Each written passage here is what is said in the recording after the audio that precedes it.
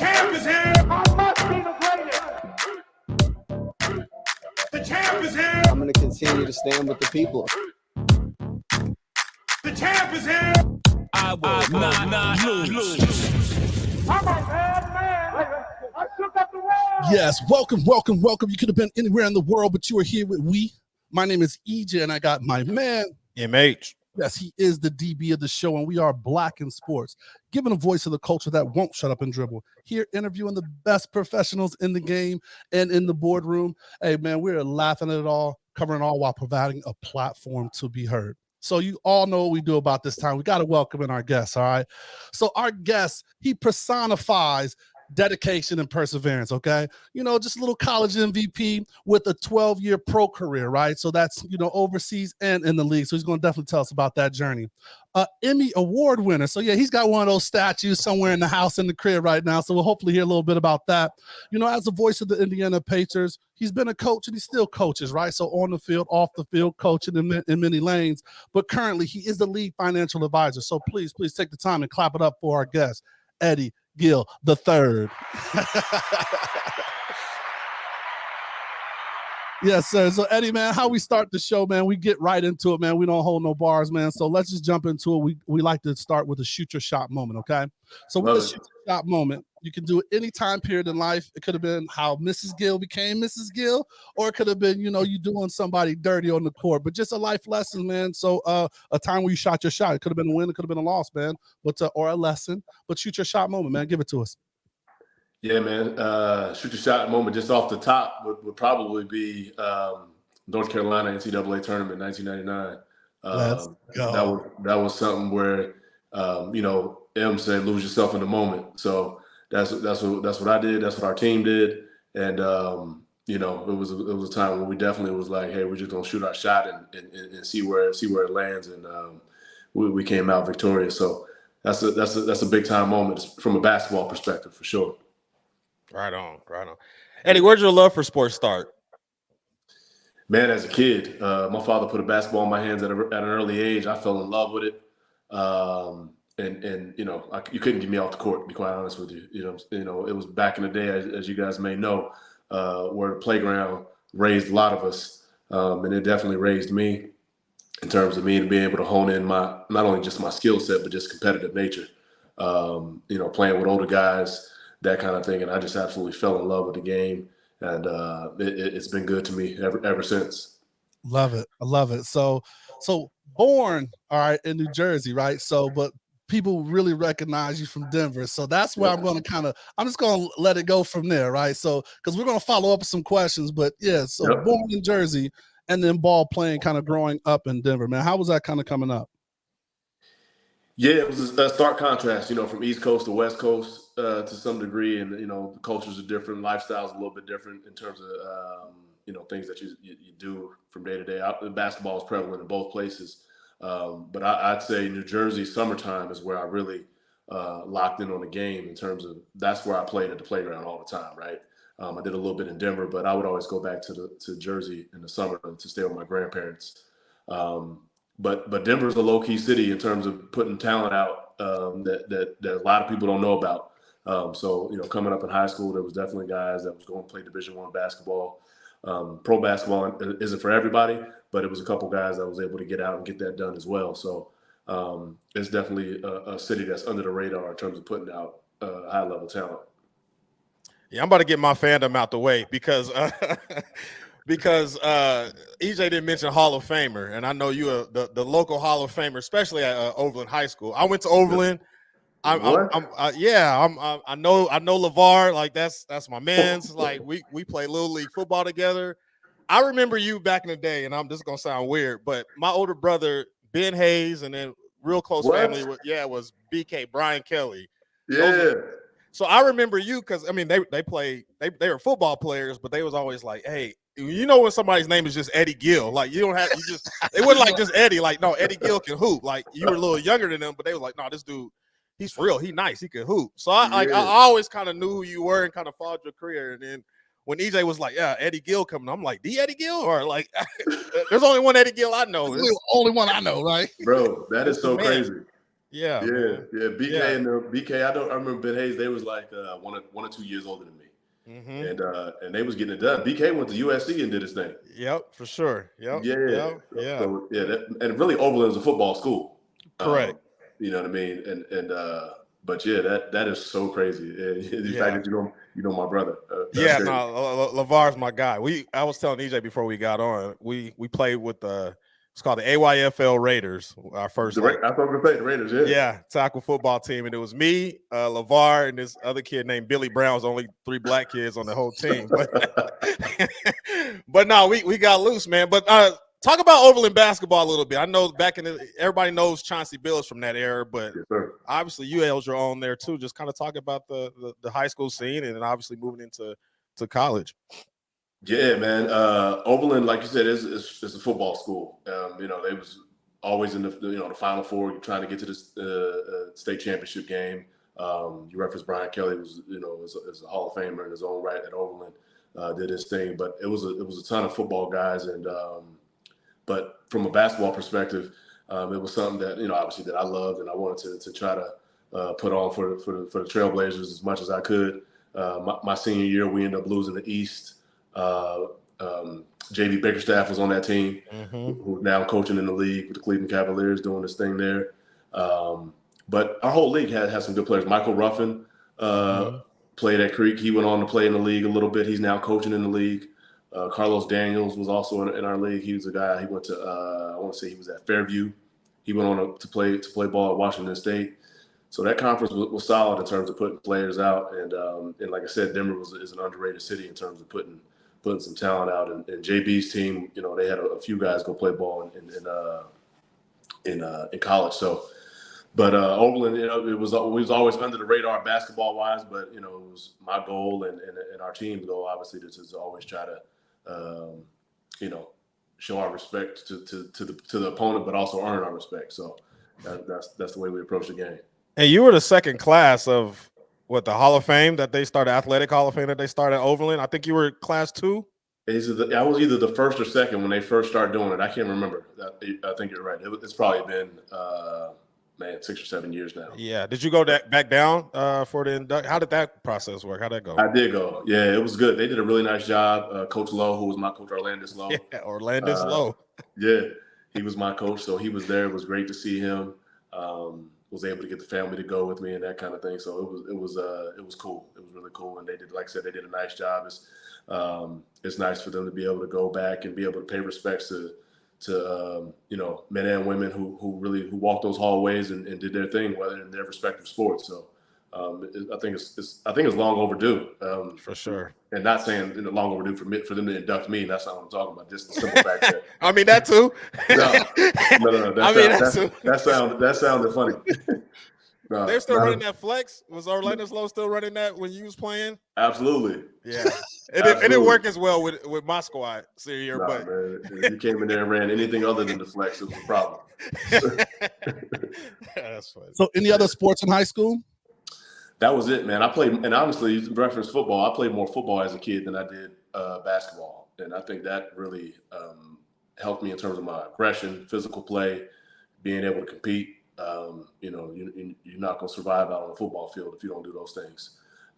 So I was doing that, and then I got to high school, and I just chose one sport, and basketball was the one. Even though I always regret it, even to this day, I'm like, man, what would happen if I played football a little bit longer? But basketball, it didn't do so bad for me. So I think he did all right. He did all right. Yeah, exactly.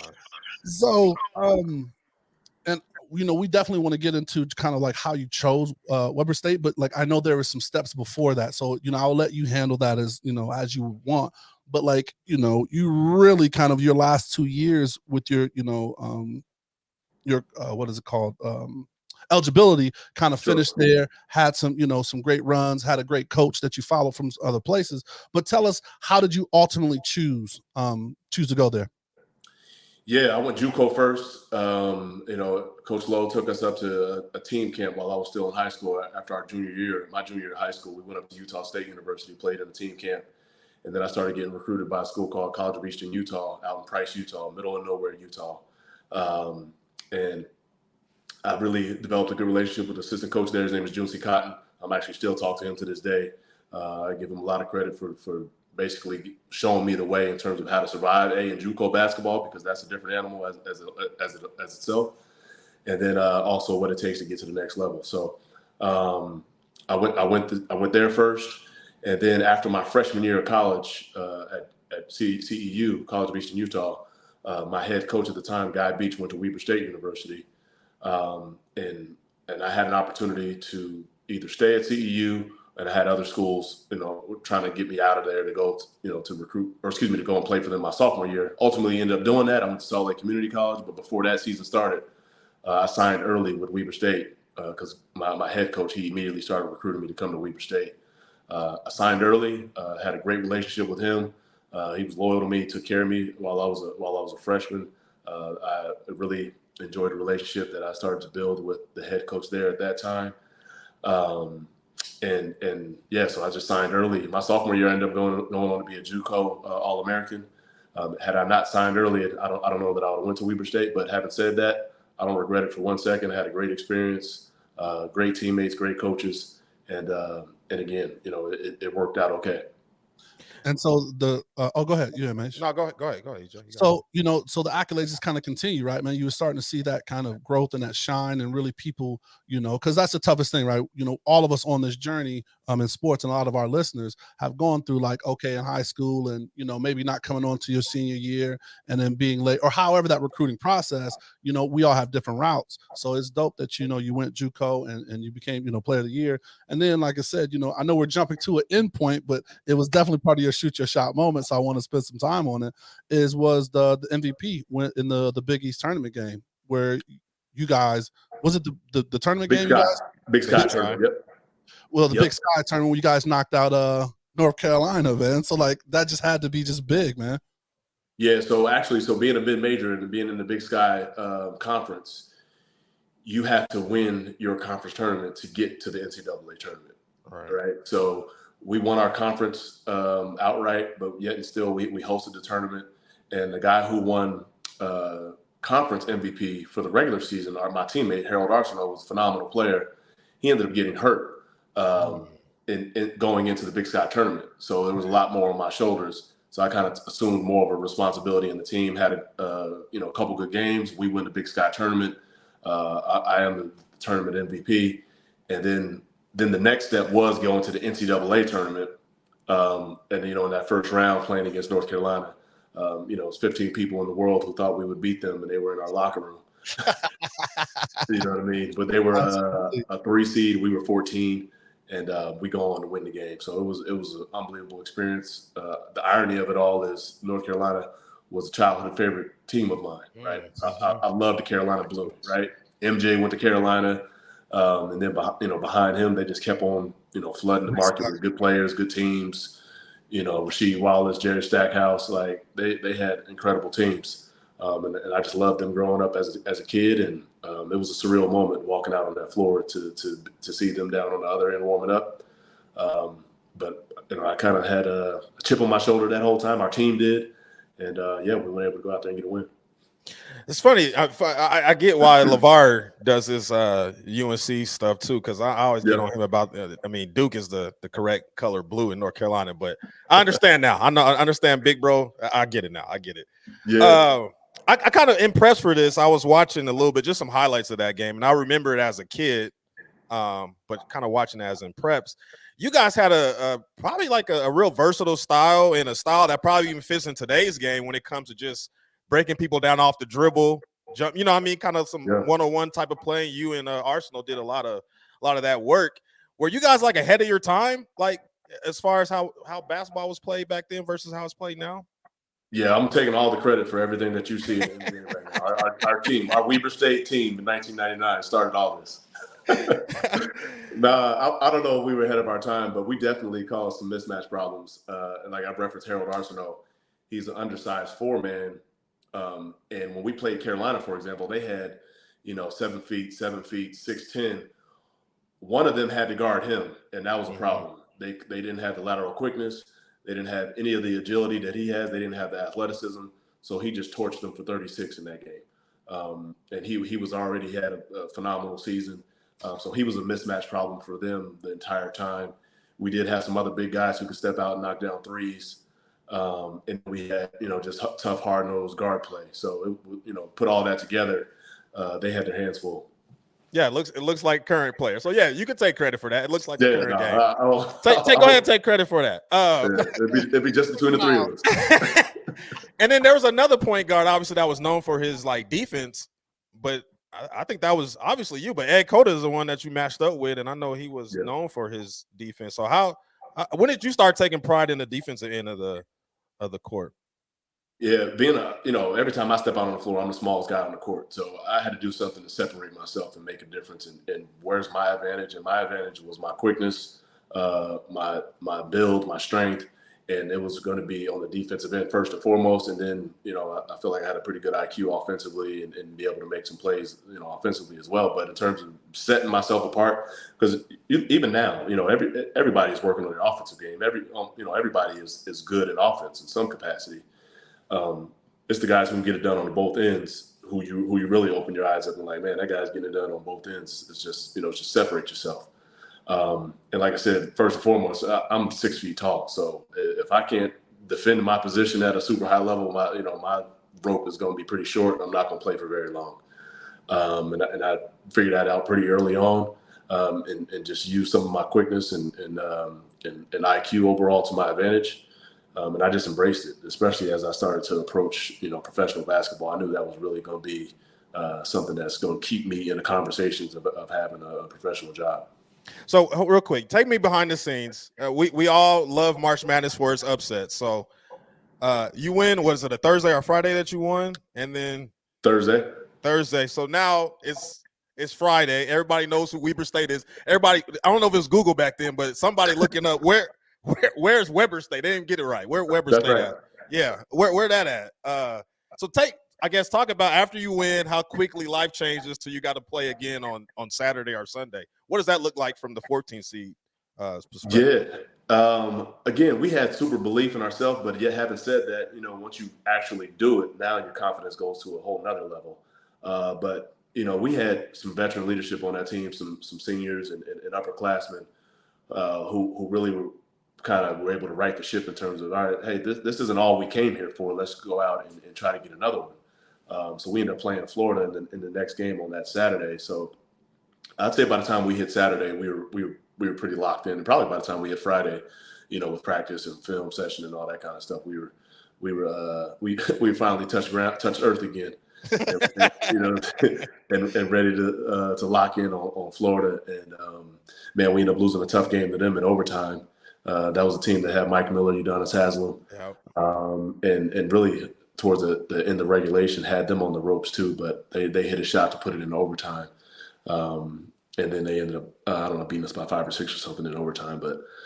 But yeah, we proved that we belong there. By no means were we content with winning one game, and obviously would like to have that Florida game back too. Ain't it crazy that UD still getting NBA checks now? I was about to say that. Like, what? Amazing. That's amazing. Yeah, it's amazing. So I'm 44. I believe he's around the same age, but and he hasn't played meaningful minutes in probably 6-7 years. This was big UD. This was like left tackle UD, not the skinny one now. Yeah, it's funny you say that. Yeah, when I played against him in Florida, but man, I give him all the credit in the world because he got his body right, and he was a big time contributor for Florida, obviously, and then he had a phenomenal NBA career in terms of, I'm just talking about playing and being able to contribute. But man, that speaks to what he was been able to do in that locker room and really apply, his wisdom, his experience, and his veteran leadership to really catapult this team, keeping that team relevant, even though he's not playing meaningful minutes. And there's something to be said about management and what he's been able to do even without playing. So we want to transfer to get into the game and kind of like a little bit, I guess, of transfers. You have a notable alumni that's in the news right now, and Portland has just finally requested a trade. It's more about you and kind of maybe him as well. How much do you guys go back to doing like alumni thing? Do they reach out? Do they ask you guys back? Is he involved? Like, what is that, tie with you guys? And I know that's like a whole nutshell, but if you could touch on all that. Yeah, it's funny you say that. I give a lot of credit to Dame. He's done a great job. Obviously, he's the focal point and one of the guys that come out of that university. Go on, the number 6 pick in the draft. He's the rookie of the year and has had a phenomenal career. And he's been one of the best point guards in the game since he stepped on the floor, the NBA floor. But I give him a lot of credit. He's leveraged his relationship with Adidas. In the last several years, he's been able to organize alumni basketball games. I didn't go this year, but I've gone in previous years. Oh, that's dope. Yeah, it's super dope. Where he's able to reconnect with alumni. He definitely leans on the university and administration there. They do a great job of reaching out to all the alumni, as many guys as they can find. And it's always a great turnout. They do it. The community comes out and supports it. The gym is packed. The night before they do like a kind of like a social meet and greet. All the families come out and meet and hang out and get caught up. And then the game happens, and then after the game they do have another little social eat organized dinner and that kind of thing together for all the players and families and that kind of thing. So I give him a lot of credit for that. And the university, they've obviously been able to just jump on his coattail, and he's been supportive. Always comes back. A guy from Oakland, he can easily just walk away from Ogden, Utah, and say, "Hey, it's been real."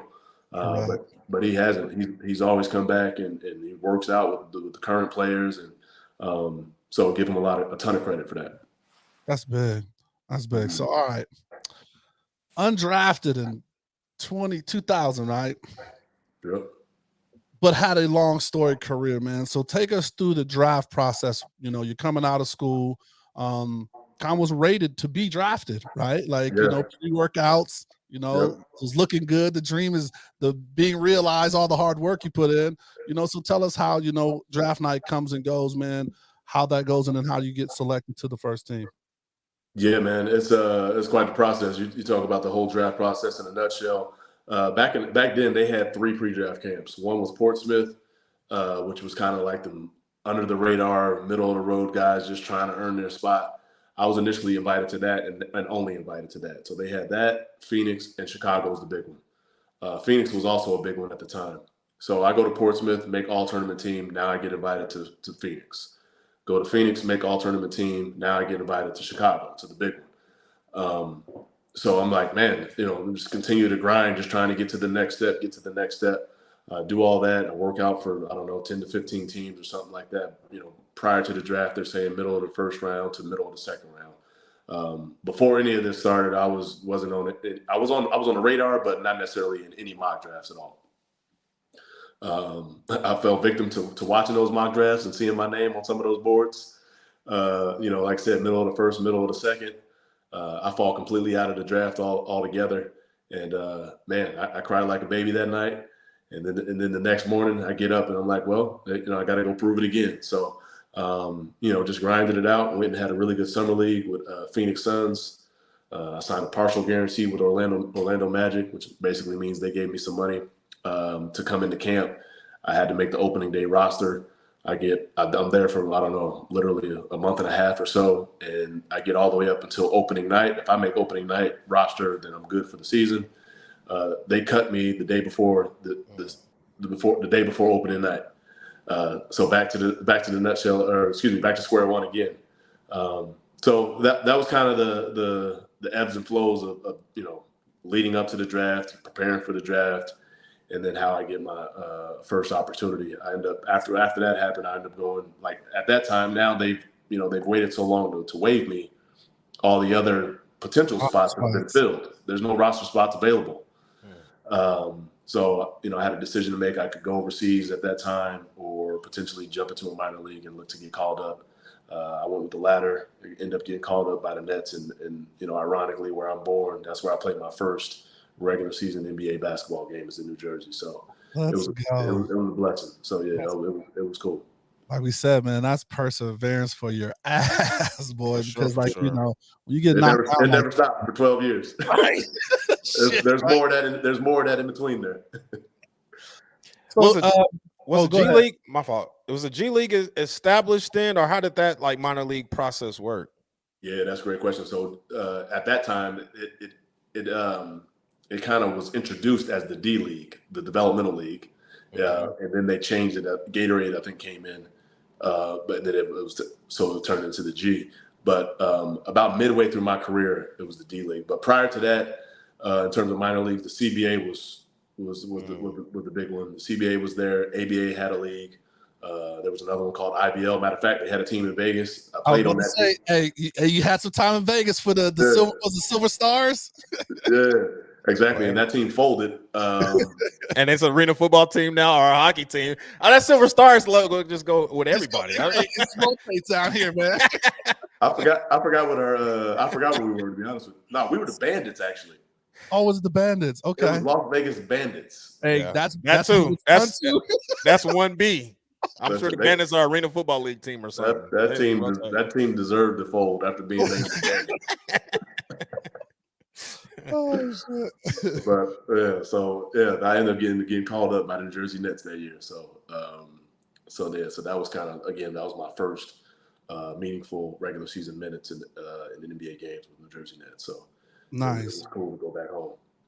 So spent some time with some different teams, right? Like, how did you kind of like build the relationships? I guess we'll go with the Pacers, but like, you were with the Bucks, you did some time with just several other teams, but sure. How did you solidify like your relationship that you have as with the Pacers, right? Because you live in Indiana still, right? Currently, That's right right. now with Yep. your family and everything. So how did that become home base, as you were kind of traveling through college and your pro career? Because you played overseas too, right? So how did that become home base? That's right. Yeah. So I got here, and it was probably, I don't know, it was actually the third team that I've been on. After playing for the Nets, the Grizzlies. Actually, it was the fourth team. I played the Nets, the Grizzlies, the Blazers, and then here. Okay. Some of that stuff is all in the same year. But at the time, our kids were young. They were just about to enter into school age, and we didn't really want to have them bouncing around, all over the place, going from this city to that city, going to this country to that country. We loved our house, we loved our neighborhood. Kids made friends, and everything. And their school was great. So we just settled in, probably 6 to 7, 8 months or something after my first year with the Pacers. We were like, well, this is going to be home regardless of what happens. No matter what happens, this is going to be home. Even after my second year, this will be home base, and raise the kids here, and it worked out. They flourished here. We were in great schools, and did well. Like I said, got here when they were 4 and 2, and they're now 23 and 21. So. People don't understand how much Indy is a sports city, right? Like, I mean, it's a sports culture, not just only with the, basketball and football. I mean, the Indy collegiate sports, there are housed there. So it's definitely, a really great sports town and just a city and a community. I mean, Matt, you spent some time there as well. Yeah. It's incredible. Like you said, you got the Pacers, you got the Colts, they got a minor league baseball team here. Cost of living is reasonable. You can get around the city pretty easy. They complain about traffic here, but those are only people that are born and raised here. Correct. Yeah. What traffic? That's right. That's right. But I've been here too long because I find myself complaining about it here lately. How they got you, right? It's like here in Vegas, man. They always complain about parking, right? There's never enough place to park. But all right, so giving a shout out to our Knucklehead podcast, one of the people we kind of, started watching as we were developing our concept. And one of the things is they always ask is, who busts your ass? All right. Can you give us someone in the league during your time that you remember like, oh, that he got me? Yeah. I'm not going to say nobody just bust my ass. I like that. This a Hall of Famer. Two-time Hall of Famer.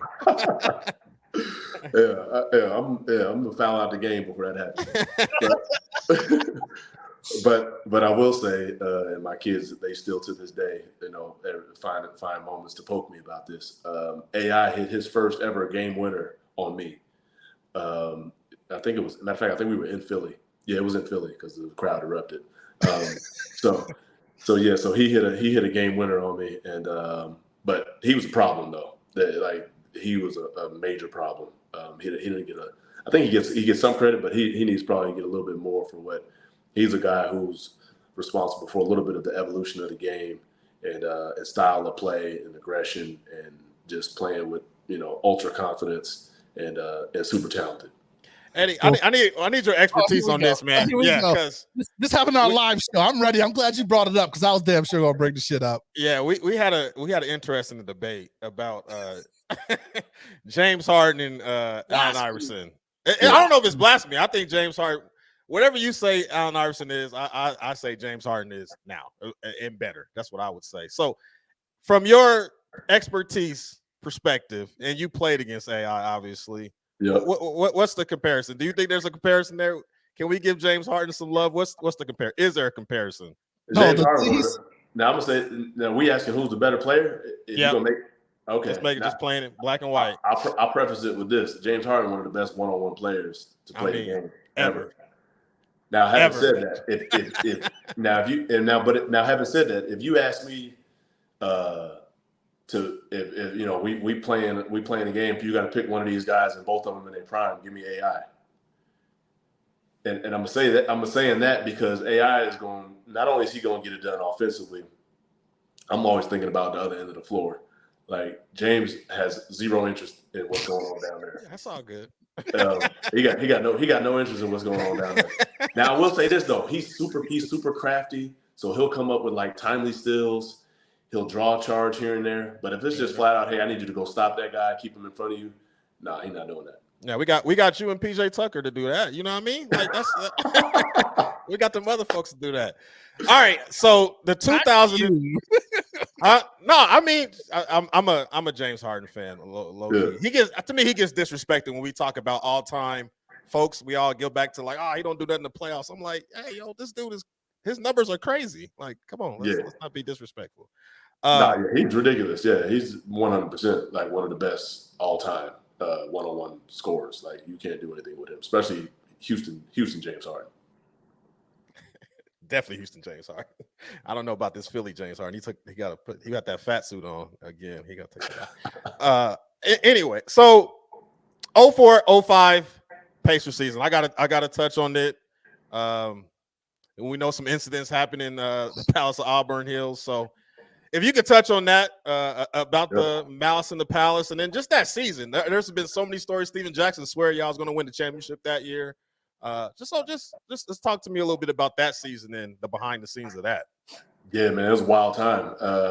In that game, well, leading up to that game, we pounded everybody, and in that game, the defending champs, Detroit Pistons, they're getting pounded. So I would agree with this. Now, obviously, it was still early in the season. Everybody's got to stay healthy, but if everyone stays healthy on that team, there's no way to predict for sure. But without a doubt, it's a championship caliber team. It was a team that was going to compete for it and to get out of the East. I always say a lot has to happen for you to go win a championship. That didn't just happen. But we definitely were one of the top 3 or 4 teams in the league, and at that time we were probably the best team in the league. Jermaine O'Neal was the best power forward in the league at that time. Ron Artest was probably the best 3-man in the league. Steven Jackson was one of the toughest guys at the 2, who could score, defend. Reggie was still there, so we had a crew. But the whole situation, the whole melee was something like you've never seen before, something I've never experienced. It was Ben's fault, wasn't it? He had them headbands on his arm. He's not. Now I will say he's not responsible for us being in the stands, but he definitely was salty that they was getting beat down, and Ron wasn't going to allow him to get an easy dunk. So Ron was going off. Ron was in his head, boy. Yeah, I mean, Ron was. It was a hard foul, but it wasn't. I mean, I think he was more frustrated about the other stuff. I won't speak for him. I don't know, but we see that type of stuff happen since the beginning of time in game. Guys get fouled hard, they go at each other. Refs call it double technical fouls, and everybody going about their business. But obviously, it took another turn. Not in today's NBA. You can't even breathe in the wrong direction without getting technical and get kicked out. It slowly but surely is gravitated, which I understand that they want to clean the game up. And some of the things that we look at is like, really, does that guy deserve a technical foul for that? Or, for looking at a guy or talking trash or, some of it is a bit petty, but it's never going to be perfect, and they're just trying to figure out a way to keep the product clean and keep it something that the fans want to keep coming back to see. Absolutely. That was an interesting time in the league, man, because I think the scores then were 80s to 70s was the final score. And, it wasn't like you were scoring 110, 120 points a game. That was every possession mattered. Yeah, it's a different time in the league. No question about it. Yeah, right now these guys are crossing half and just letting it go. Like, nobody was doing that. That'll get you sat down. Back in the day, we're coming down, running some offense. Like we had Jo on the team. Jo had to touch the ball in the post for good reason. And now, like I said, guys are coming across half, or it's one pass and jacking up a shot. So, not saying one style is better than the other. It's just the evolution of the game. But yeah, for sure. It's funny you say that. I for like the third or fourth time, I'm watching The Last Dance again. Mm-hmm. And I'm looking at some of those scores in the 90s. I'm like, what, 80 to 78? Like, these guys, sometimes we got that at halftime in today's game. So, but yeah, it's the evolution of the game. So really quick, I don't want to, because this is all about what's prepared you and what's, kind of given testament to your journey, man. So overseas, you played a couple spots overseas.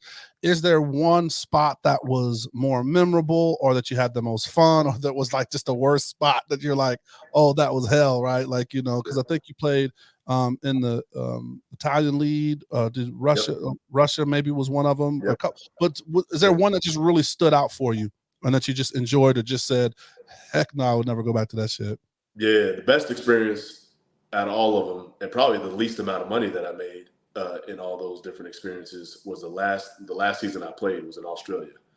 Really? And the reason being is my entire family went with me. We all went. Kids went to school. We were all there. Had a condo on the beach. It was amazing. We're there for 7-8 months. We left Indianapolis right before the winter hit. That's perfect. and came back right before the summer started. So it was beautiful to leave. I don't know if you've seen the winter in Indianapolis. It's not great. So that was probably the best experience, and more so just because they were there with me. And then, the worst experience and if you're just looking at just financially, where I made the most money internationally anyway, and the most challenging experience, I won't say the worst, because there were definitely some positives about it, and I was on a good basketball team and everything, but the most challenging may have been Russia, which is, from an international perspective, you talk about financially, that's where I made the most. Australia, I made the least, and it was a better experience, if that makes sense to you. 100%. It's not always about money. Yeah, total sense. Sense. No question. Yeah, sometimes it's not all about the Benjamins. I want to touch on this. I don't know if we'll get to it with some of the other things, but I didn't want to lose track of it. You have athletic children, obviously, and they've made it to the next level in their prospective sports as well. So talk about this part of Eddie Gill, of being a father and seeing them in their athletic journey. Yeah. I mean, that's the greatest gift of all, being able to, people ask me, how was it tough when I stopped playing?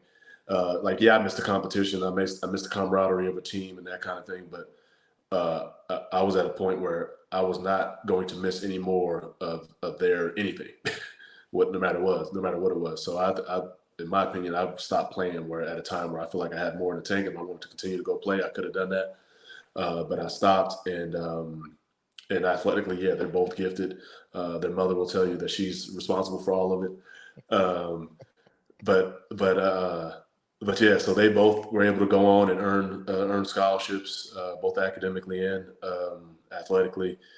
So incredibly proud of them and what they were able to accomplish. But yeah, just being able to go watch them was far greater than me going out and playing myself. Yeah, and we're definitely going to get into that, if you want to touch more on that once we get into the winner's circle. But you kind of mentioned that's kind of one of your prerequisites in another role that you do with the Pacers currently, right? So you are analysis for the post and pre-show for Fox Sports, right? Is it still with Fox Sports? They moved to the Valley. It was Fox Sports, but now it's now the Valley. Yeah. Awesome. So, you took that role, man. Tell us about well, one, you said, hey, I'll do this, but I'm not missing Yep. any of my kids' stuff, man. So Yep. how was kind of getting asked or finding that opportunity, man? How did that kind of start? And tell us what it means to you, man. Yeah, man, it was honestly something that I thought about in the back of my mind, throughout my playing career, because you see a lot of players go back and transition into they're either coaching or they try to do some TV or radio and that kind of thing. I didn't necessarily pursue that at all when I first retired and that kind of thing. And but I still stayed engaged with the Pacers, did some community work and do some volunteering and that kind of thing. And man, just out the blue, the VP of broadcasting, Jamie Burns, forever indebted to him and grateful, just called me out the blue and said, "Hey, you want to come do some TV with us?" And I was like, well, sure. Let me tell me more. So we talked about it a little bit, and I'm like, well, first, there's a couple things. I have a real job, so it can, what I call a real job is, you referenced it earlier, being a lead advisor and a financial advisor. I've been doing that for 9 years now. I said it can't have any detraction, or it can't take away from that. And then maybe even bigger than that, if the Pacers have a game the same night my kids have a game because they're playing ball at the same time, then I'm going to my kids' game. And he's like, well, he's like, not a problem with that. He's like, we're just hoping that you could do maybe at minimum maybe 30 games or so. We looked at the schedule and we were able to work it out to where I didn't miss any of my kids' games while they were playing middle school and high school at that time. And man, here we are 7 years later now of doing that as well. So it's wild. It's wild. And in that time, won an Emmy. So it's just like things you don't expect. It's just. So, yep, that was the next question. So tell us what the project was, the Emmy. Like that's a dope. That statue is just, especially iconic. kind of when you're not in that kind of lane, right, where you start off in. So to be in that, as Emmy said, iconic kind of category. Talk to us about that, man. Another surreal moment. I spent 12 years and, really go back into college, 16 years going to high school, another 4. I spent 20 years chasing championships, trying to win championships, at my respective sport. And nonetheless, one that I never saw coming, I look at that Emmy as a championship of sorts, right? And I was really bad early on when I first started doing this, and they had patience with me, and I improved and just try to get better. And even now, I still, screw things up all the time. Sometimes the viewer may or may not know when we're doing live TV and that kind of thing. But yeah, I was able to walk away with an Emmy through the whole experience, and it was just it was great. So got one, and maybe we'll get some more down the line. There it is. I love it. MH, ready for them quick hits? Yes, sir. So, Eddie, just is some couple questions to get to know you kind of better for our listeners, man. So, first time if ever you've been starstruck? First time, without a doubt, Muhammad Ali. We were playing for the Pacers. We just got back from shoot around in Beverly Hills, Wilshire. We're walking up the stairs, and lo and behold, he comes walking out the door.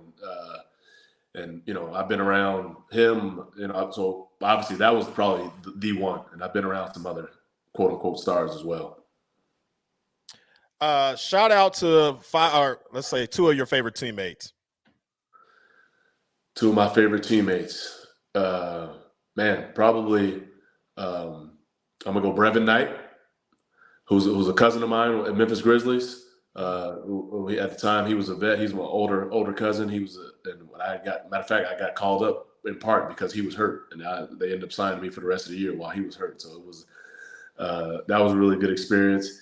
And then I'm gonna stay at the point guard position, being the point that I was when I was in Portland. Damon Stoudemire was good to me in terms of my growth on the court. That's Mighty dope. Mouse. Give me your 5, because you talked about both ends of the court. So 5 defensive point guards today, and even in your yesterday. Who would you have as your top 5 defensive point guards?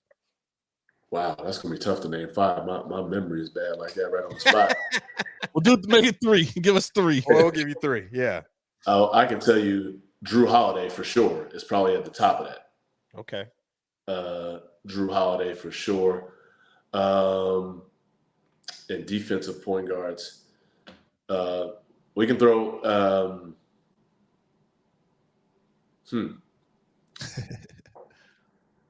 Yeah, that's a tough one. I'm about to come back to that. I got you. I'm about to come back to that. On Netflix, are you a movie guy or are you like the series guy? Man, I'm neither. I watch basketball and football year round. Love these quick hits. However, one of the best series of all time to me is The Wire. Oh, we can go back and I could every now and then I'll just go back and watch The Wire. Yeah.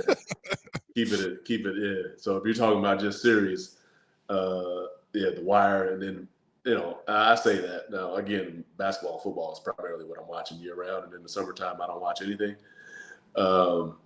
except for but now they got the WNBA, so I'll watch that a little bit, and then I'll watch some summer league games and stuff like that. But every once in a while I'll throw in some series and catch some movies. All right, so I have a quick hit while MH is getting everything. You got to be prepared for that, like live TV.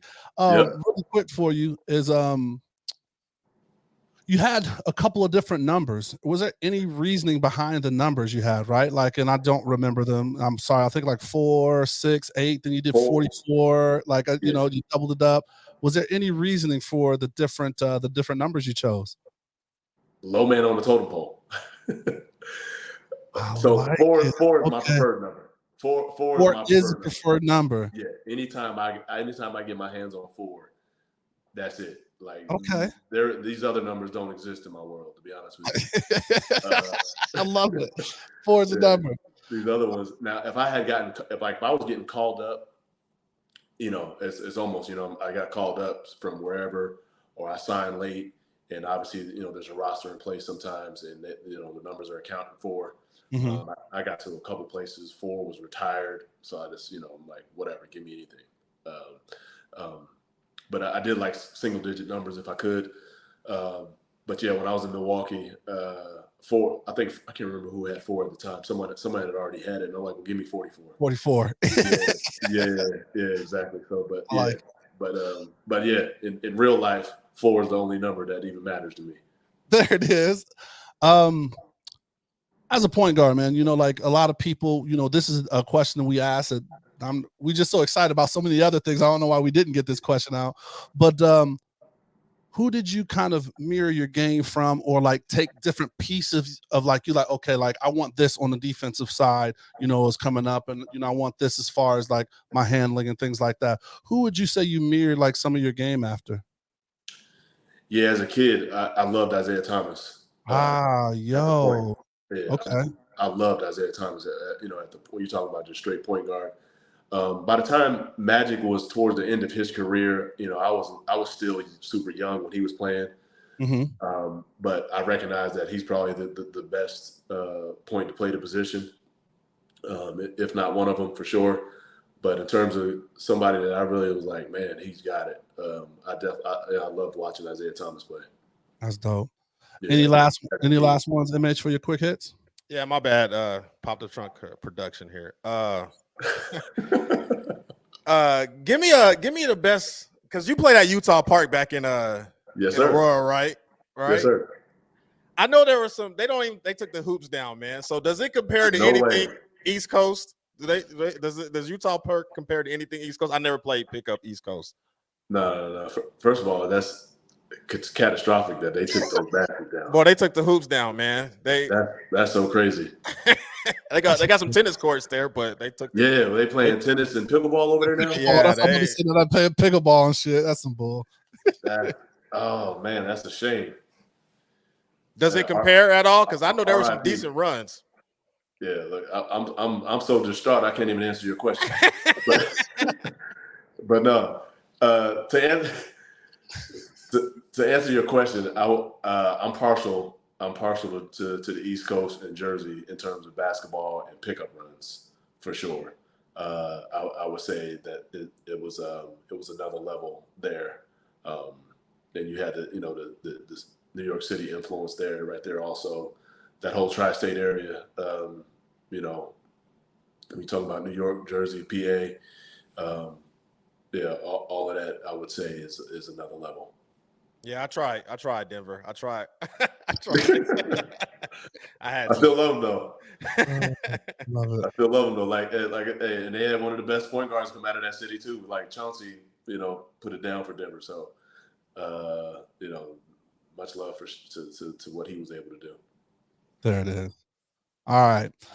So jumping into the winner's circle, this is where we talk about what you're promoting and what you're doing now. I think it's really important what you're doing from a financial space especially for our culture.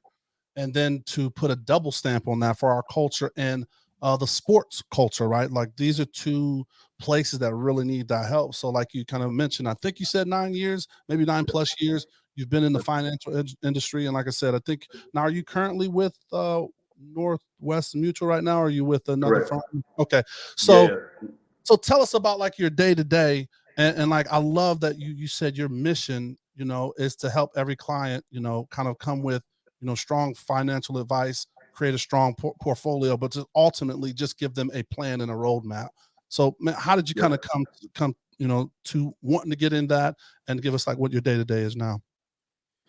Yeah, so ultimately, I'm just kind of give you the title. I'm lead advisor at Wise Financial at Northwestern Mutual. It's a private entity under Northwestern Mutual umbrella. Mark Wise, our president and CEO, brought me on board about a little more than 4.5 years ago now. I started out at Wells Fargo Advisors. I was there for 4.5 years prior to making the move, so a little more than 9 altogether in the industry. But as a player, while I was playing, had my own financial successes and failures. Watched my teammates have their own financial successes and failures, and meanwhile, we all quote unquote have a financial advisor. So it was something that was I thought about then, and now have a passion around being able to not only be able to provide this service, but also being able to say, hey, I sat in that seat when I'm speaking to a prospective professional athlete. But by no means is that our only segment of people or network of target market that we work with. It's a number of different people that we work with, and you referenced, the culture in our culture in terms of minority-led cultures and communities. Oftentimes box out of this conversation, or don't have the education, or don't have the access, or don't understand it. So since we don't have those things, we become fearful and not trusting, and just overall neglect the conversation altogether. So it's been a passion of mine to be able to share some of these messages, so we do have an understanding. Because ultimately, if I'm able to share it with whomever the individual may be, my goal is for one day them to get down the line and share it to somebody behind them coming up. It's a lot of talk about legacy and generational wealth and some of those hot topics, but those are real things that can really be established regardless of your circumstance. You don't have to be a professional athlete to set yourself up for the now and the near future, and especially down the line, because we're all going to wake up one day and be 65, 70 years old, and we're going to, man, do I still have to go to work? And we all would like to say no. We'd like to be able to retire with some integrity on our own terms. And if you want to work part-time or have passive income, then great. But if you're able to do some things early on to set yourself up for the future to where that's an option for you and not a requirement, then all the better. And that's something that's super important to me with each and every individual that I'm working with. That's so big, man. Yeah. I feel like in like today's world, although we have more access to information, we're so much ingrained into what's going on now, just with social media, just how our life works. We're like instantaneous. Yeah. How do you break down the wall of, I guess, to get to clients to kind of think of finances long term and not just kind of check the check? You know what I mean? I think that would be a wall for a lot of different people. Yeah. And it's about habits, right? And the more you can create those good habits earlier on, the better. Because to your point, if you just create a habit of money comes in, money goes out, then it's just hard to stop that. Because it's a lifestyle that you've created for yourself, and you just don't want that to stop. But again, wake up and be 70 one day, and you don't have the energy or the know-how to accumulate the money that you were making when you were 30. Right. So now your production is down, your salary is inevitably going to be down. Now your lifestyle isn't what it once was, but you still have to work just to keep the lights So just being able to convey that message and understanding the importance of planning is supreme. The planning is super important. Making goals, financial goals, family goals, whatever those may be, because they all coincide. They all coincide, and just being able to convey those messages. And that's really big, man. So a couple of things stuck out to me just as you were answering that, right? And it's like habits, right? Like building those habits. And you had to have that core to have that successful career in the NBA, because any professional sports, it's a really small percentage of people to get that.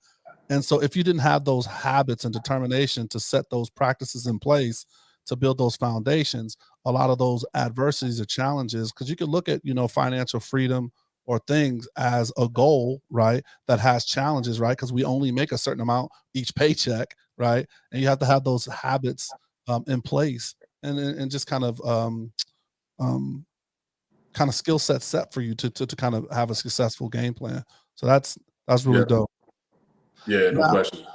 Now, what would be for our novice, right? Like that want to get into, setting a better financial plan for them? What is I would say the first step or like a mini step we could do? And then second would be, is there a book, podcast, or somewhere that, we could get that? Because I think MH mentioned it. Is trust is one of our biggest things that we may have. And I think you mentioned as well, but trust, especially from our cultural standpoint, is one of the biggest hurdles that we have as well. Yeah, I'm not sure of, there's several books out there, but nothing specific or podcast that I can think of at the moment. But ultimately, just establishing, what's a non-negotiable expense, right? Obviously, things that you have to have, whether it's rent, mortgage, lights, you got a car payment, all those types of things. Just establishing a budget is first and foremost, figuring out what the surplus is, and then again, find somebody who you do trust, a professional, that you can have a conversation with, and talk to a few different people. Doesn't necessarily have to be the first person that you Google, or if you ask somebody just by word of mouth, you can definitely do that to just get some references and referrals. But at the end of the day, try to build a rapport, build some relationship with a trusted advisor, and kind of go from there. In terms of what makes sense and what doesn't. But always, like people I'm working with, I'm always like, whether you want to or not, you will have a fundamental understanding of what we're doing, right? Because a lot of times I have been fortunate enough to earn the trust of a client, and they're like, hey, I just tell me what to do, we'll do it and move on. I don't need to necessarily be an expert at this, which is true. You don't have to be an expert at it, but it's a goal of mine to make sure they got a fundamental understanding of what we're doing, and keep that same type of education going at all times. So obviously, I think it's important to start early, because I think we talk about financial literacy and advising once you come on some money, whether it's an athlete, whether you got the promotion on the job. It's like, oh, I got $10,000 more. Maybe I need to figure out how to work this. Well, you probably should have had your habits from the get-go. So do you work with clients at the beginning before they really come on some money, or is it more like, hey, I got some money, now I need a financial advisor? No, start early. It's as early as possible. Like for even, I totally reference my kids, they're in their 20s, they don't have any money. And I'm talking to them all the time about doing stuff, right? And starting stuff. And they've been able to do that with a little bit of money that they make. They both have jobs and that kind of thing. But yeah, I think it's all relative. We can all do something in some capacity, and that's one of the biggest misconceptions is, someone's like, well, I'm not making, $500,000 a year or whatever the case may be, or I'm not making whatever six-figure, whatever number they think is some absorbent amount of money. They say they're not making it. So it's like, oh, well, what can I do? Well, there's a lot of things you can do to start to set yourself up. It's all relative, and it's always, you always have an opportunity to set yourself up from an investment standpoint, and then also from a risk management standpoint. So there's definitely things that people can do regardless of their circumstance and in terms of their salary. Is there anything you think that came from your time just playing professional basketball that helps you into this role that you're in today? Yeah, probably my successes and failures, and probably more so, things that my missteps or the things that I was frivolous with in terms of getting things that I didn't need to do. Even today, sometimes I'm like, well, you didn't need to do that. Like, why are you doing that? So I think that's one of the biggest things. Experience is our greatest teacher, and even trying to learn from other people's mistakes as well has been helpful as well. Just learning from those and seeing where you can improve. Awesome. Yeah. One thing that you touched on was your kids and starting them right now early while they're not making a lot of money. But sometimes I think when it comes to finances, family is probably the hardest thing to kind of work through. And I know you've done a huge job because most of your family now are, there are a lot of them are in Indiana. I think that's really dope. So how was that process getting your family like, hey guys, here's the foundation of how we want to move forward? Yeah, it was as I studied more about this and as I started to understand just the financial world, it was like, man, I just feel it's my duty to pass this on. That's what I mentioned earlier. Like, as I'm talking to people, I want them to pass it on to their kids or their siblings or whoever else, and just spread this information and access and education is I think it's super important. Thinking about growing up, the only time I talked about money in our house is when we talked about we didn't have any. like we weren't talking about putting money away in retirement plans. We weren't talking about permanent life insurance. We weren't talking about Roth IRAs. We weren't.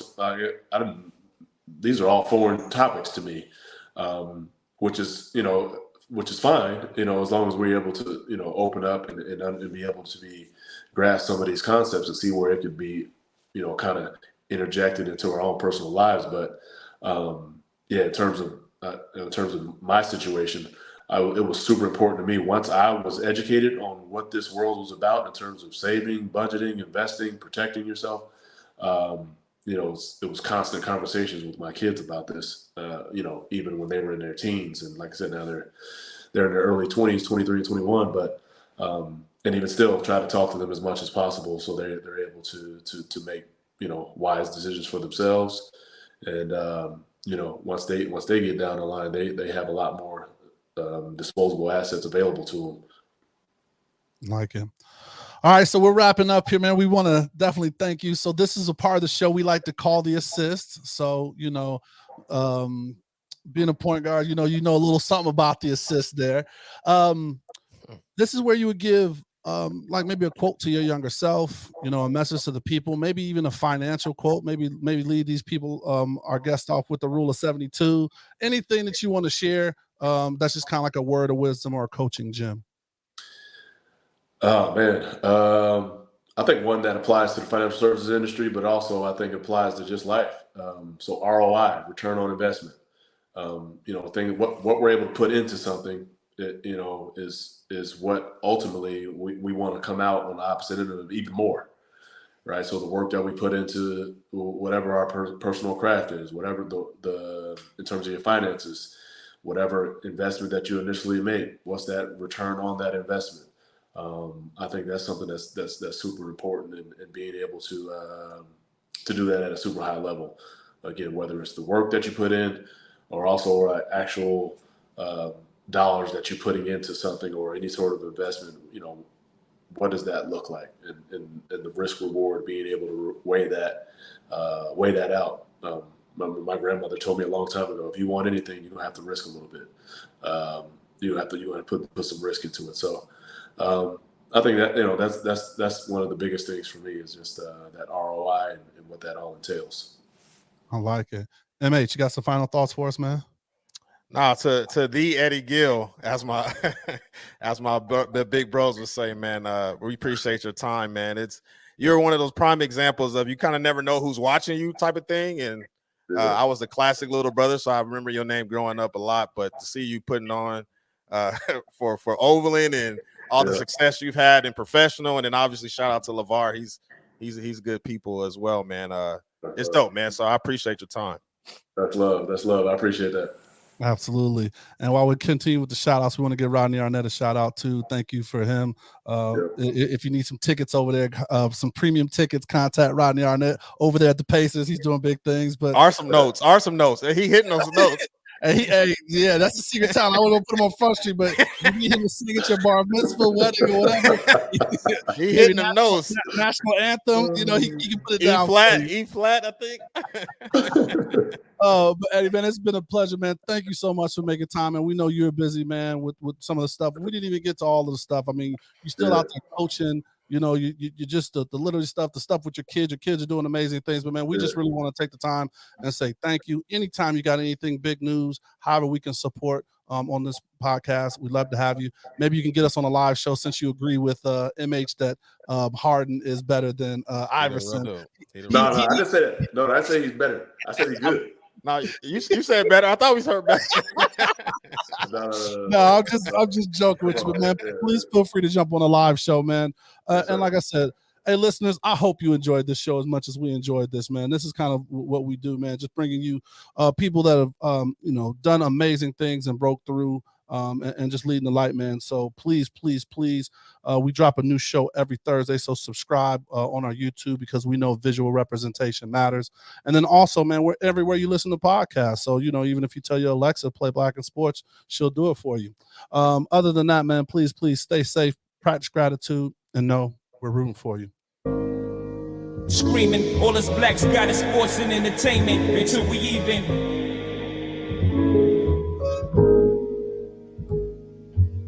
Assuming I'm rooting for everybody that's black. Yeah. Yeah. Assuming I'm rooting for everybody that's black. Yo. Assuming I'm rooting for everybody that's black. Spent about 2 racks on handmade new rags. Assuming I'm rooting for everybody that's black. That's everybody from sports to college class to rap and back.